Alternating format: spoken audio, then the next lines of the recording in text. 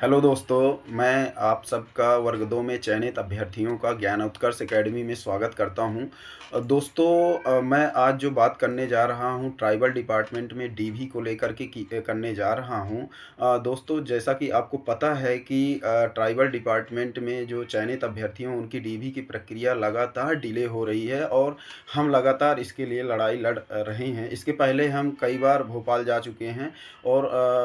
अभी लेटेस्ट हम 29 जनवरी को भोपाल गए और अधिकारियों से बात की, फिर भी डीवी की प्रक्रिया को लेकर के हमें कोई ठोस रिस्पांस नहीं मिला। और इसके पीछे अभी कारण ये बताया गया कि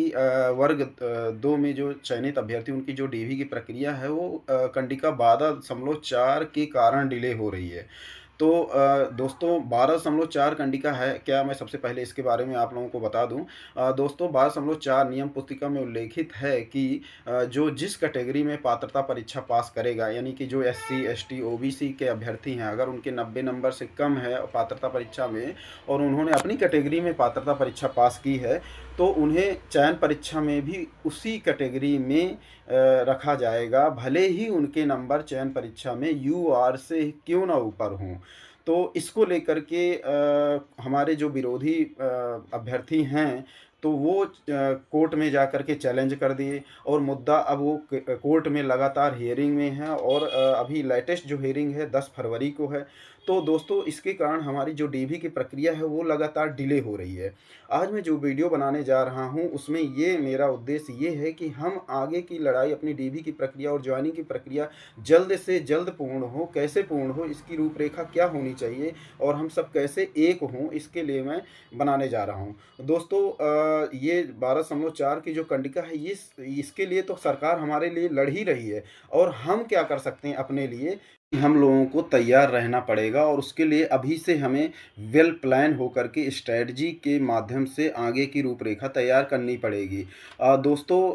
आगे की रूपरेखा के लिए हम सबको सबसे पहले इकट्ठा होना पड़ेगा, एकजुट होना पड़ेगा। जैसा कि अभी बहुत से अभ्यर्थी जो हमने ग्रुप बनाया है उसमें ऐड नहीं है। जैसा कि मुझे जितनी जानकारी है, ट्राइबल डिपार्टमेंट में 800 से ज़्यादा अभ्यर्थी हैं और वो अभी भी जो है एक नहीं है, वो डीवी का सिर्फ इंतज़ार ही कर रहे हैं, लेकिन उनको ये नहीं पता है कि इशू क्या है, डीवी क्यों डिले हो रही है। तो हम सबको इकट्ठा होना पड़ेगा और 12.4 कंडिका जो भी है, जो भी उसके पक्ष या विपक्ष में जो भी निर्णय आए, उसके लिए हमें तैयार रहना पड़ेगा दोस्तों, क्योंकि हमारा विरोधी पक्ष अपने हित में तो लड़ ही रहा है, तो हम अपने हित में क्या कर सकते हैं, इसके लिए हमें लगातार तैयार रहना पड़ेगा। और हालांकि ये मुद्दा सिर्फ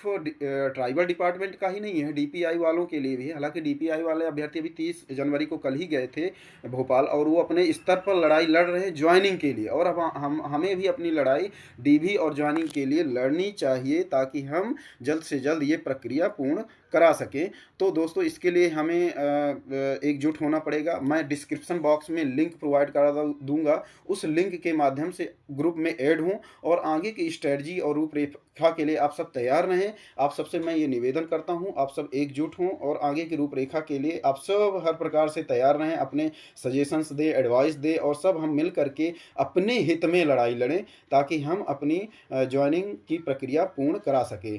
तो यही मेरा आप सबसे अपील है कि ज़्यादा से ज़्यादा इस वीडियो को शेयर करके उन अभ्यर्थियों तक पहुंचाएं, चाहे वो डीपीआई के हों चाहे ट्राइबल के हों, जो अभी तक ग्रुप में ऐड नहीं है, ताकि हम सब मिल करके, मैं डीपीआई के अभ्यर्थियों से भी अपील करूंगा कि वो भी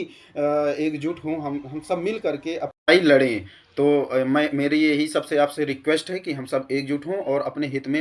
फिर से एकजुट होकर के नए स्ट्रेटजी के द्वारा, नई ऊर्जा के माध्यम से हम ये लड़ाई लड़ें और डीवी और ज्वाइनिंग की प्रक्रिया जल्द से जल्द स्टार्ट कराएं। जी धन्यवाद।